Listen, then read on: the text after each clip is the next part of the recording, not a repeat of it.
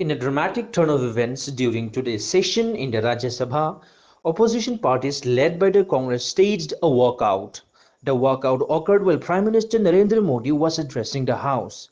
The leader of the opposition, Mallikarjun Kharge, sought permission to intervene during PM Modi's speech. However, Chairman Jagdeep Dhankar did not grant him the opportunity, leading to protests by opposition MPs. The Congress-led India bloc raised slogans demanding that Kharge be allowed to speak. Despite the uproar, PM Modi continued with his address. The walkout was triggered by the refusal to allow the LOP to participate in the discussion. PM Modi emphasized that he was duty-bound to provide an account of his government's performance. Chairman Dhankar condemned the walkout, considering it an insult to the constitution. PM Modi expressed disapproval, emphasizing transparency over political point scoring. Earlier, MPs from various opposition parties had also staged a walkout, alleging a blockade of funds to opposition-ruled states. हम सबने इसलिए walkout किया कि जो prime minister अपना राष्ट्रपति अभिभाषण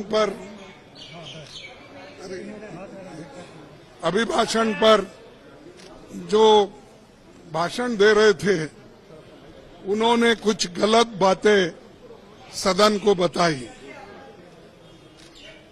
गलत झूठ, और उनकी आदत है कि झूठ बोलना, लोगों को भ्रमित करना और जो सत्य के जो विरोध में बात करना, ये उनकी आदत है।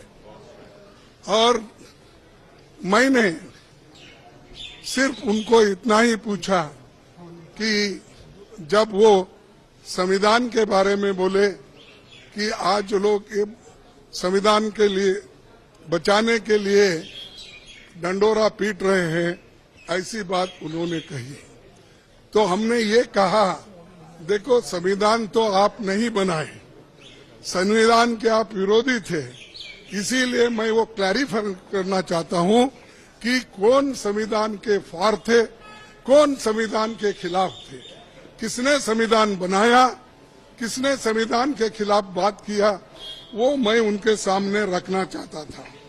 मैं ये रखना चाहता था कि उन्हीं के पेपर में आरएसएस के जो मुखपत्र है ऑर्गेनाइजर 30 नवंबर 1949 में अंक में संपादकीय में लिखा था, ये ऑर्गेनाइजर तो ऑथेंटिक पेपर है उनका, ये उनका ऑफिशियल पेपर है, उसमें ये लिखा गया था, भारत के इस नए संविधान की सबसे बुरी बात यह है कि इसमें भारतीय कुछ भी नहीं है।